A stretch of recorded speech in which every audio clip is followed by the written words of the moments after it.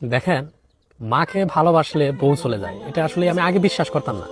আমার এখন বিশ্বাস করতে বাধ্য হইতাছি যে আমার মা বড় ভাইয়ের ঘরে খায় না, আমার ঘরে খায় কেন, এটা আমার বউ সহ্য করতে পারে না।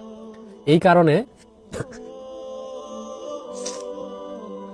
আমার বউ আজকে 15 দিন যাবত বাড়ি থেকে চলে গেছে, তার বাপের বাড়ি আসতেছে না।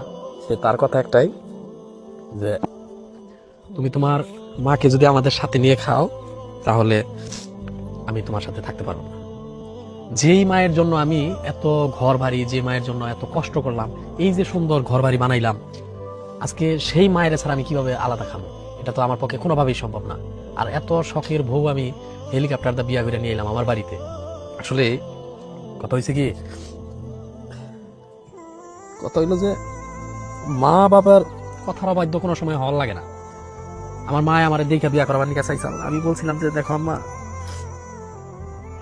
আমার পছন্দে আমি বিয়া করবো, আমি তোমাদের পছন্দে সবকিছু করতে রাজি আছি। কিন্তু আমার মায়ের বাপে একটা কথাই বলছিল, দেখো বাবা, প্রেম করে বিয়া করলে কিন্তু বউ ঠিক না। আসলে আজকে মনে হয় এরকমটাই হইতে যাইতেছে যে আমার মা বাবার কথাটাই মনে হয় সত্য, যে আজকে মা বাবার নিয়ে আমি কেন একসাথে খাম। আমার বউ আসলে বাংলাদেশে এইরকম ঘটনা রহ রহ করতেছে যে মাকে একসাথে নিয়ে খাইলে কেন বউরা জ্বলবো, তাদের কেন সহ্য হইব না, তার পলায় তার মায়ের কামাই করে খাওয়াবো, এটা কেন সহ্য হবো না? এটা সহ্য হওয়ার না কি আছে? সহ্য না হওয়ার কি আছে?